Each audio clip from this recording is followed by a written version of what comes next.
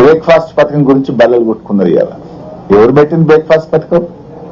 BRS ప్రభుత్వమే ఈ breakfast పథకాన్ని ప్రారంభించింది.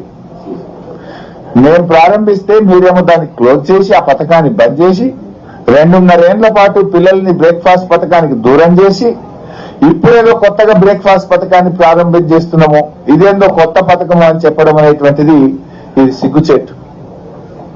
అట్లే టిమ్స్ ఏం చెప్తుండే ఏది టిమ్స్ సనత్ నగర్ 2026 డిసెంబర్లో ప్రారంభిస్తాం. ఎన్ని డేట్లు చెప్పింది? ఇప్పటికి 4 డేట్లు మారినాయి. టిమ్స్ సనత్ నగర్ కు 2.5 ఏళ్లలో 4 డేట్లు పెట్టింది. ఇది 5వ డేట్ బడ్జెట్ లో. మళ్ళా మొన్న ఉగాదికి అన్నారు, జూన్ కి అన్నారు, ఇవాళ డిసెంబర్ చేసిండు. ఈ ఏడాది 3 డేట్లు పెట్టిండు, అంతకుముందు 2 డేట్లు పెట్టిండు.